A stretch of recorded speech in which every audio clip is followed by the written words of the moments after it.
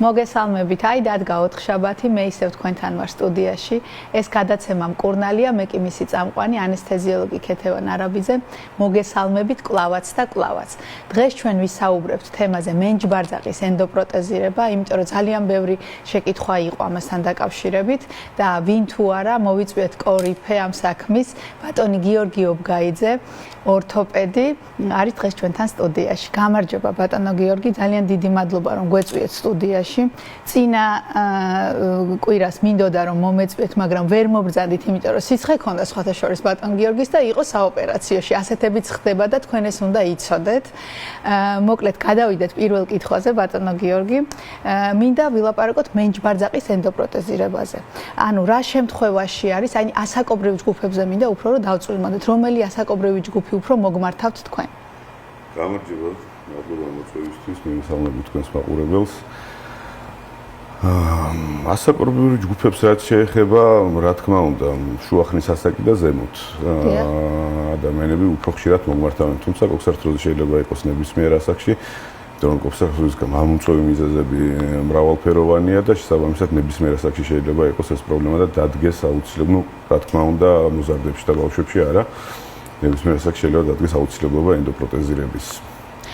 რა არის გამომწვევი მიზეზები კოქსარტროზის ძირითადად?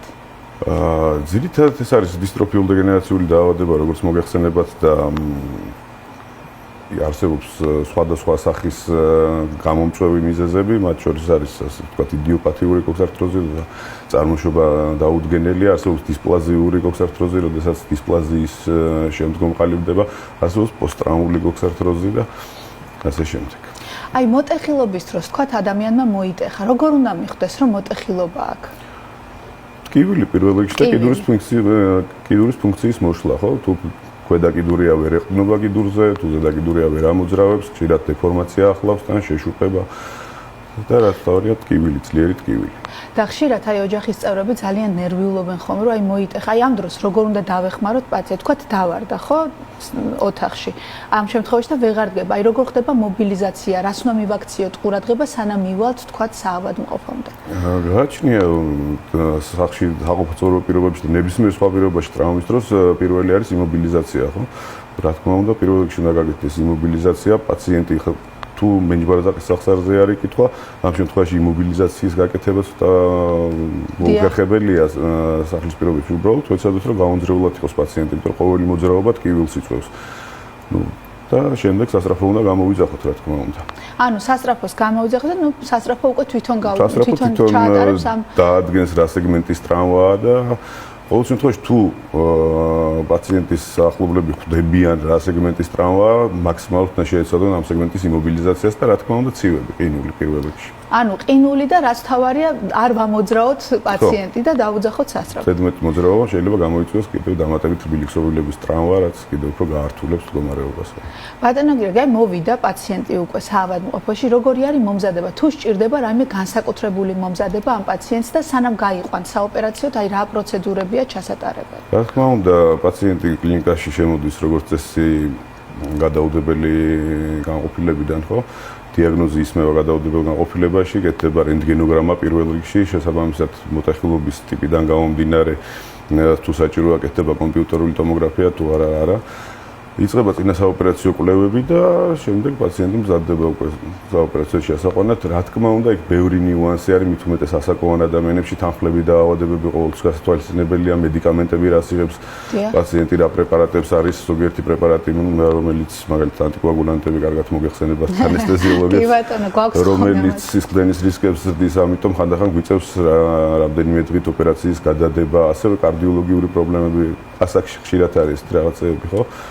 და შესაბამისი დარგის სპეციალისტების ჩართულობით ხდება პაციენტის მომზადება. ხანდახან ეს იკავებს რამდენიმე დღეს, ხანდახან რამდენიმე საათს, ასე რომ ძალიან ინდივიდუალურია. აი პროთეზზე რაც გვეტყვით, ამ დიდი მithმა-მოთქმა ახლა რომელი პროთეზი ჩავიდგავთ, თქვა და რაღაც პაციენტები ძალიან ნერვიულობენ ხოლმე. როგორ დავამშვიდოთ პაციენტი პროთეზზე? ეს ძალიან მნიშვნელოვანი საკითხია, ერთ-ერთი ძალიან მნიშვნელოვანი საკითხია, იმიტომ რომ იმპლანტის ხარისხი განსაზღვრავს შედეგს ოპერაციის. ცოტა ესეთი ხერხული სათქმელია, ხარისხიანი და უხარისხო იმპლანტი, თუმცა როგორც ყველაფერში, აქაც არის გამორჩეული ბრენდები, ასე ვთქვათ, რომელიც სახელოვანი ბრენდებია და მათი პროდუქტი ყოველთვის საიმედოა და არის ზოგჯერ შეიძლება ძალიანაც კარგი იყოს იმპლანტი, მაგრამ ახალ ბედა კომპანია იყოს და მას არ ქონდეს ეს ავტორიტეტი დამსახურებული. თუმცა სამწუხაროდ არის ხოლმე რომ მოიკოჭლებს ხარისხი იმპლანტის და ამ შემთხვევაში შეიძლება როგორც ინტრაოპერაციული პრობლემები შეიქმნას, ასევე პოსტოპერაციული და ცოტა შორეული შედეგი, თუნდაც 1 წლის და 2 წლის შემდეგ რაღაც გართულებები, რომელიც პროთეზის ხარისხის გამო არის გამოწვეული და სხვა არც ერთი მიზეზით. ნუ, რა თქმა უნდა, ყოველთვის ქირურგი ცდილობს, რომ რაც შეიძლება ხარისხიანი იმპლანტი გააკეთოს. არის ხოლმე ხშირად დასმული კითხვა, ასე ვთქვათ, რამდენ წელს გამიძლებს ეს იმპლანტი, ხო? ეს ცოტა ესეთი კითხვა ზუსტად არავინ არ იცის, რამდენ ხანს იმუშავებს ამა თუ იმ პაციენტში, იმიტომ რომ ენდოპროთეზზე მოქმედებს ბევრი ფაქტორი, მათ შორის წონა, ცხოვრების წესი, ორგანიზმის რეაქტიულობა და ასე შემდეგ. ამიტომ ერთი და იგივე იმპლანტმა შეიძლება ერთ პაციენტში 20 წელი იმუშაოს და მეორეში 5 წელი იმუშაოს, ხო? ამიტომ აქ ეს შეკითხვა, რა თქმა უნდა, მე ვფიქრობ, რომ უფრო უნდა იყოს ნდობა ექიმის მიმართ და რა იმპლანტსაც გირჩევთ ექიმი, ის იმპლანტი უნდა გაიკეთოთ. პლუს ამას მრავალფეროვნება ამ იმპლანტების გამოწვეულია იმითი, რომ ადამიანის ორგანიზმის და მისი ანატომიაც მრავალფეროვანია და ვთქვათ, ერთი და იგივე პროთეზი ყველა პაციენტისთვის არ გამოდგება.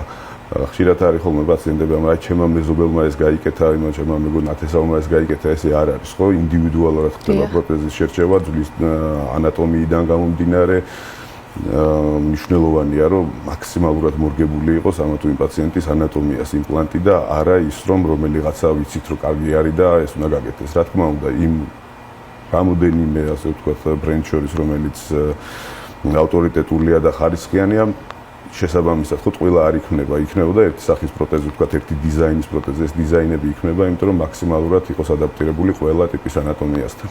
დიახ, აი რეაბილიტაცია როგორია? გავიკეთეთ ოპერაცია შემდგომ? რეაბილიტაცია საკმაოდ მნიშვნელოვანი თემაა ზოგადად ორთოპედია ტრავმატოლოგიაში და ბენჯბარდარის სახის ენდოპროთეზირება იქნება ეს მუხლის თუ ნებისმიერი სხვა სახის რეაბილიტაციას უმნიშვნელოვანესი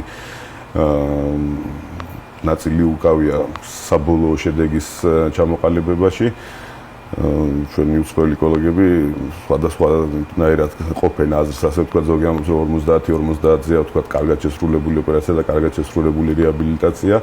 ზოგი პირიქით 60%-საც კი ანიჭებს და 70%-ს რეაბილიტაციას. ნუ რა თქმა უნდა 70 ცოტა გადაჭარბებულია, მაგრამ 50-50-ზე ნამდვილად არის იმისთვის, რომ საბოლოო კარგი შედეგი დამყარდეს. რეაბილიტაცია პირველი ყველაზე მეტად რაც აინტერესებს პაციენტებს თანამედროვე ენდოპროთეზირება იძლევა იმ საშუალებას, რომ პაციენტი მეორე დღიდანვე გავააქტიუროთ. ანუ მეორე დილით ოპერაციის მეორე დღეს, რიგ შემთხვევაში იმავე დღესაც ვთქვათ, თუ დილით გაკეთდა ოპერაცია, საღამოს პაციენტი შეიძლება წამოდგეს ფეხზე, დაიწყოს სიარული, რა თქმა უნდა, დამხმარე საშუალებებით, როგორც აყავარჯენი, მაგალითად, მაგრამ პირველი დღეები, რა თქმა უნდა, მეტი სიფრთხილით, რა თქმა უნდა, რეაბილიტოლოგის თანხლებით ხდება ეს ყველაფერი. როდესაც პაციენტი ბინაზე ეწერება, ის ლოგინზე მიჯაჭვული არ არის, ასე ვთქვათ, ლოგინზე მიჯაჭვული პაციენტი არ არის, მას ჩვეულებრივად შეუძლია გადაადგილდეს სახში. შესაბამისად, ეტაპობრივად შემოდის უკვე დამატებითი ვარჯიშები, რომელიც პაციენტმა უნდა შეასრულოს, არის ვარჯიშები, რომელიც ლოგინში უნდა შეასრულოს, შემდეგ უკვე ირთვება, ვთქვათ, იგივე თუნდაც ცურვა, ველოსიპედი და ასე შემდეგ და ასე შემდეგ სპეციალური ვარჯიშები, რომელიც უკვე ცალკე საუბრის თემაა და ცალკე სპეციალისტები არსებობენ ამისათვის, რომელიც ჩემზე უფრო სრულფასოვნად ისაუბრებენ. ნუ რა თქმა უნდა, პაციენტზეც არის ძალიან ბევრი დამოკიდებული, რომ პაციენტზე არის დამოკიდებულია პაციენტის ხორგევნებით თანხლებ და ავადებებზე, ბევრი რამ არის დამოკიდებული მის ასაკზე, მის კუნთოვანი სისტემის მდგომარეობაზე, ხშირად აი მოტეხილობების განსაკუთრებით ხშირად მოდიან პაციენტები, რომელიც ისედაც ახლობლებენ, რომ აი ძლივ სტადიო და ერთი ოთახიდან ოთახში გაჭირვებით გადაადგილდებოდა. რა თქმა უნდა, ესეთი პაციენტის რეაბილიტაცია უფრო რთულია. აქტიური პაციენტები უფრო აქტიურად გადიან ამ პროცესს. გასაგებია, თუ ყოლიათ ახალგაზრდა პაციენტი. რა თქმა უნდა. აი რა შემთხვევაში ახალგაზრდა პაციენტი? ხა მახსენდება ერთი შემთხვევა, როდესაც 18 თუ 19 წლის ასაკში გავაკეთეთ ოპერაცია, იმიტომ რომ რა თქმა უნდა თანდაყოლილი დისპლაზია, ამოვარდნილობა ორივე მენჯბარდარის სახსაში და ეს ოპერაციები იყო გაკეთებული, იყო ღია ჩაყენება და მენჯის ოსტეოტომიები და ჩამოყალიბდა მყარი ანკილოზი, ასე ვთქვათ, უძრაობა სახსაში, ერთ-ერთ მენჯბარდარის სახსაში ვერ ამოძრავებდა კიდურებს, ფაქტიურად 0 იყო ამპლიტუდა მოძრაობის და რა თქმა უნდა ძლიერ ტკივილით. ამიტომ მოგვიწია ესეთ ახალგაზრდა ასაკში გაკეთება ოპერაციის. დღესაც გადაგაცნობს ეს პაციენტი თავს შარშან წინ თუ ავსწრები ერთი ენდოპროტეზის შეცვლა მოგვიწია, იმიტომ რომ მასაც რაღაც რესურსი აქვს, რა თქმა უნდა. და უბრალოდ გამოცვალეთ. ხო, გამოცვალეთ, იმიტომ რომ ეხლა მინდა რომ სტუდიაში საუბარი დავასრულოთ და მინდა რომ გადავინაცვლოთ საოპერაციოში, რაზეც თქვენ დაგვთანხმდით, გვინდა რომ უშუალოდ გვაჩვენოთ, როდესაც ოპერაციის მიმდინარეობის დროს, ანუ როგორ ხსნით იმპლანტს და როგორ ხდება მისი შეცვლა. ძალიან დიდი მადლობა რომ დაგვთანხმდით ამაზეც. თქვენ კი არ გადართოთ და გამოვყევით.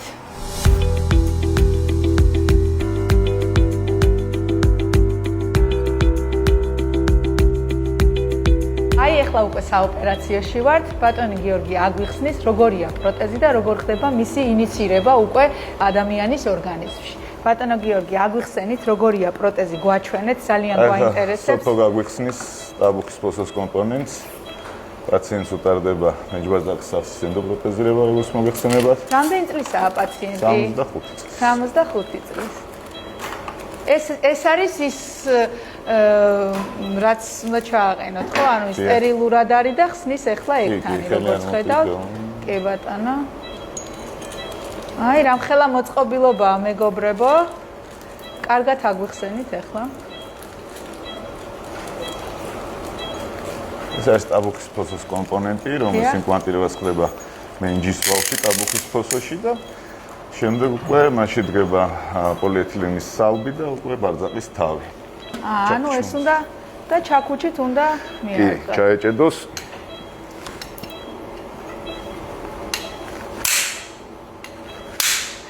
ძალიან მნიშვნელოვანია, რომელი სახის ანესთეზია უკეთდება პაციენტს, რატომ უკეთდება, რატომ ავირჩიეთ ეს მიდგომა და საერთოდ ყველაფერი ამ პაციენტის გარშემო. მოდით ვკითხოთ ანესთეზიოლოგს, როგორი სახის ანესთეზია გაუკეთა დღეს პაციენტს. გამარჯობა ბატონო ალეკო, მოგესალმებით. ბოდიშით რომ შეგაწყვეტინეთ. გვაინტერესებს როგორი სახის ანესთეზია გაუკეთა პაციენტს. ამ პაციენტს გაუკეთა სპინალური ანესთეზია, იმიტომ რომ სპინალური ანესთეზია დღესდღეობით ითვლება მენჯბარძაკის ენდოპროტეზირებებში ოქროს სტანდარტად.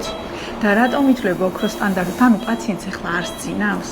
პაციენტს ახლა ზინავს, ეს არის უბრალოდ მედიკამენტოზური სედაცია, გამომდინარე იქიდან, რომ ოპერაციის დროს მიმდინარე ღელვა, თან უსიამოვნო შეგრძნებები არ იყოს ბეხსიერებაში ჩარჩენილი პაციენტს. აი ეს მინდა და მაქსიმალური კომფორტი შეუქმნათ ოპერაციის დროს. ანუ პაციენტს, როდესაც უკეთდება სპინალური ანესთეზია, არ ახსოვს შემდეგ არაფერი, მეგობრებო, ეს ძალიან მნიშვნელოვანი ფაქტორია, რომ გავითვალისწინოთ. ძალიან დიდი მადლობა.